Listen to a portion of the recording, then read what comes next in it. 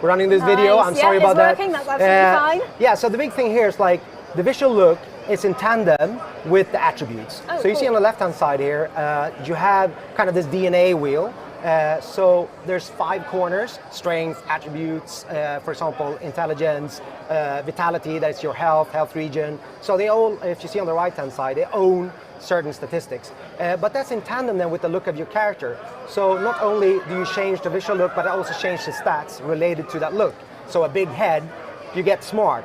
Funny that. Yeah, and smartness is used then to psionic abilities, for example. So it gives you more powerful mental abilities, your kind of X-Men abilities. Because we don't only have biomutations that are the physical ones, we also have the mental X-Men style abilities. So you also, as you can see, have full control over your fur style, all the coloring, etc. So we have, it's not only about the stats, it's also about personalizing your look. You can also play as female, which is very interesting. That's good, I like that, being a girl myself. So, and later on in the game, you can actually recode your DNA again and change it, and obviously you can also upgrade your stats. It's a full-blown RPG in the background, so you can use your level up points to assign to different attribute groups. Yeah. You talked about that, 500,000 possible combinations the first year that we did that. So as you see here, this is from the demo, we're just randomizing weapon parts, just to give you an idea of what combinations are kind of possible. But in the real game, you're actually putting together all of these bits yourself. So in terms of combinations, each weapon type determines kind of the way that a weapon shoots. So you can have shotgun style, assault rifle style, revolver style. You can have a single-handed weapon, dual wield, 2 single-handed, but you can also wear a 2-handed weapon, right? All of the bits come in different materials, they come in different qualities, and you can also add affixes to it. And affix is like, for example, a cryogenic module that will now enable the weapon to shoot frost bullets, for example. Another thing with our game is that you are not grinding for ammunition. We wanted you to be able to have that free-flowing style of being able to shoot almost at any time you want. The way that we control that, or give you the opportunity to actually upgrade the weapon, is by the size of the clips. So the bigger size, the more bullets you can fire before you go out of ammo, and you have a short period of cooldown, which also varies then from bit to bit. So that's ranged weapons. Nice. We also have melee weapons. Hit things real hard, of course you do. And same thing goes here.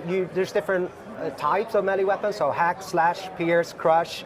Same thing here. Ouch. 2 single-handed, 2 single-handed dual wielding, or like this one, it's a 2-handed weapon. Again, here you see a biocontaminated affix, so that affix will make enemies puke, and then also they take damage over time. So you get a little bit more time window to actually take them out. Same thing goes for them. They are existing in different qualities, different materials, and also then put the modules on that. So there's quite a lot to, player creativity, player freedom here to create their own variants of weapons. That's great, that's amazing. Yeah. There's a couple of different ways to get mutations. So biomutations are obviously a natural next game, step, right? because the game is called Biomutant. So there's these pools spread out across the open world. So you can find them, and that's where you can actually unlock, upgrade, and gain new physical mutations, hence biomutations. In order to do that, you have to have biopoints, and you get them by defeating these infected, biocontaminated creatures called morks. For each mork you defeat, you get a biopoint, but also they're quite dangerous because they're contaminated and they infect you. So types of mutations you will get, like big crab pinchers on your back. You'll be able to pinch people, lift them up, throw them away. But you can also get like a mutated shoulder that you can reflect bullets on enemies if they shoot at you. And there's quite a few of them that you can mix into your arsenal of creative combat, but also traversal. The other strain of mutations is what we call psionic mutations. So your X-Men mutations. You gain those, upgrade, unlock those by finding bunkers beneath the world, surface of the world, where it's old radioactive broken down machines. So kind of Bruce Banner going, and the Hulk. Hulking so out. You can see here the poor character is being exposed to radioactivity. It's a little bit painful. Yeah, I'm looping it here also, so it becomes more extreme. Yeah. But that's how you unlock those type of X-Men type of abilities.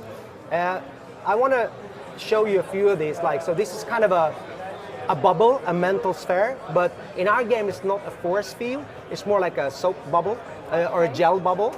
And again, you see that they're shooting at him, it's reflecting bullets, but what happens if you mix that with an ability, for example, like this one, levitate? So now you are levitating inside that gel bubble. Amazing. So what happens if you land? I'll leave that to you to figure it out. Bad things happen to the people you're fighting, I Oh, assume? maybe you're bouncing. Oh, yeah, that You know, too. so again, we're trying to figure out whimsical, cool ways for the player to explore and mix and match things. Here's another then, telekinesis, also an X-Men type of ability. Yes, gold Jean Grey, definitely. You can lift different things, let it up to the player to figure out what you can lift and how you can combine that with the other powers in the game. I would like to touch on the third leg of this, even if people don't have 3 legs, but animals work on 4, so Exactly, maybe that's cool. So it's bionics, so it's like prosthetic and enhancements to the character, and they're a mix between things that you can use in combat, as we see in this video as well. Later on, I'll show you that, sorry, and then this video is more about exploration. I saw the bow, that's what I was reacting to. yeah. But in this clip, I'm actually showing you how you can use the bionic bow for traversal. So I'm shooting an arrow into the mountainside, and I think this is the only game I know where you actually can grab the arrow after you shoot it and follow it through the air. That's some Legolas stuff right like there. that I'm doing here. Levitate, because here it's actually using as an area of effect damage type of thing. And obviously power fist. Definitely. Why You've not? got to be able to hit things super hard. Yeah. So, I mean, we're trying to give you as much as possible. So we're talking about different biomes. So we haven't shown a lot of those biomes. There's currently 7 different, like distinctly different looking areas in the world. And you saw a glimpse of the first one here in the background of this furry creature. They all have kind of different creatures, different type of enemies, and also the key characters that you can meet in the world. There's a number of them, are also obviously then spread out across the world. We also see that in this video that we have a dynamic weather system, but also seasonal system. And this is not only as visual, you see he's running across the ice here, and again, traversing the world. This is one way that we're gating you. So for example, it becomes cold, right? What happens to water?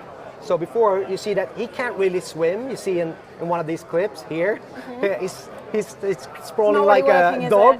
Yeah. So you can swim for shorter stretches, but what happens when the water freezes? So maybe you then can access other areas of the world that you couldn't before. We also see he's running from oil here. So part of the story in the world is that it's, like I said, it's currently being going under, right?